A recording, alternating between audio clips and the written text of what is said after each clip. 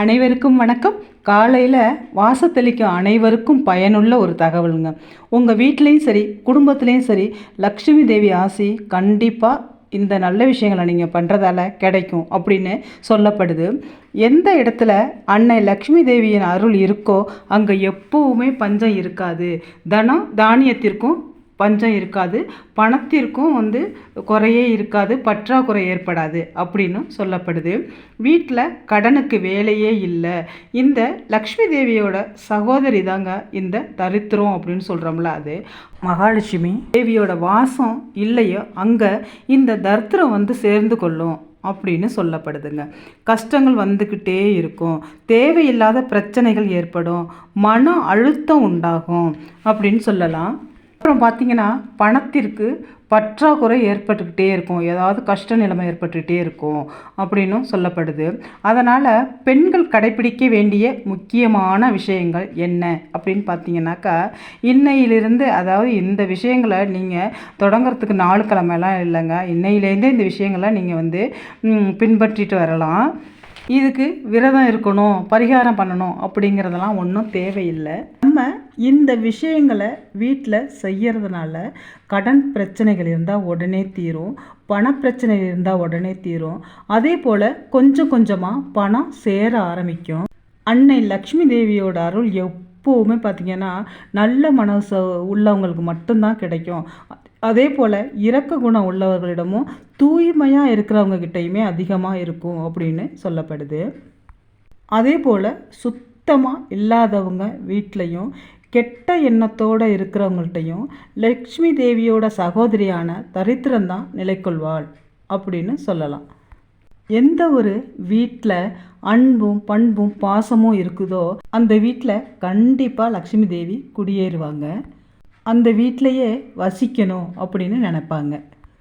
அதே போல் தகாத பேச்சுக்கள் அனுதினமும் கத்திகிட்டே இருக்கிறது, தகாத பேச்சுக்கள் பேசுகிறது அப்படிங்கிறவங்க வீட்டில் தரித்திரம்தான் அதிகமாக வரும், நல்லது நடக்காது, லக்ஷ்மி தேவி குடியேற மாட்டாங்க அப்படின்னும் சொல்லப்படுது.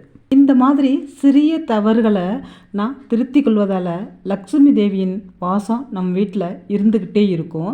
தினமும் லக்ஷ்மி தேவி உங்கள் வீட்டுக்கு வருவாங்க. முக்கியமாக இந்த அன்னை லக்ஷ்மி தேவி நம்ம வீட்டுக்கு தினமும் வரணும். அப்படி வர்றவங்க நம்ம வீட்டிலையே இருக்கணும், நமக்கு நல்ல வளங்களை அள்ளித்தரணும். நாம் செய்ய வேண்டிய மிக முக்கியமான நல்ல விஷயங்கள் என்ன அப்படின்னு பார்த்தீங்கன்னாக்கா, காலையில் ரொம்ப நேரம் தூங்கிக்கிட்டே இருக்கக்கூடாது. வயதானவர்கள், உடம்புக்கு முடியாதவங்களாக இருந்தால் பரவாயில்ல, மற்றவங்க காலையிலேயே எழுந்துக்கணுங்க. காலையிலேயே லக்ஷ்மி தேவி நம்ம வீட்டுக்கு வரும்பொழுது நம்ம வாசல் தெளித்து கோலம் போட்டு ஒரு விளக்கு ஏற்றி வைத்தாலே அவங்க மிகவும் சந்தோஷப்பட்டு நம்ம வீட்டிற்கு தினமும் வருவாங்க.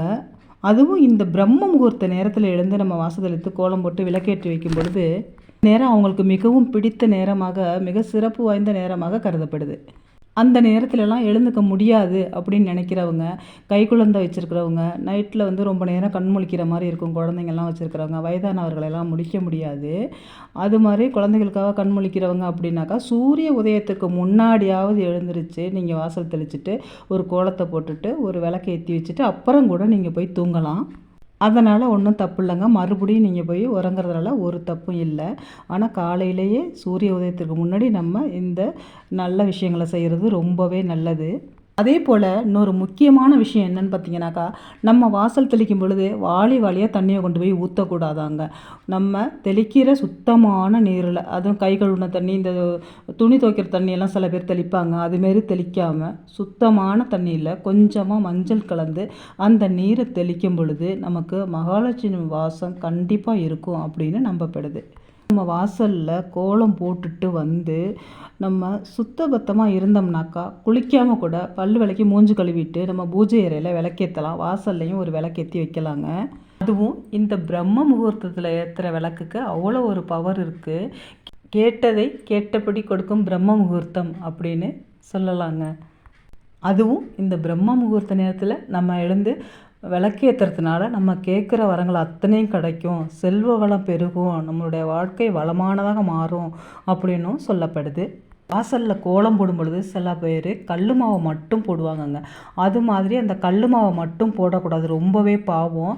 இந்த எறும்புகள் வந்து அதை சாப்பிட வரும் பொழுது அதுங்க ஏமாந்து போகும் அப்படின்னு சொல்லப்படுது.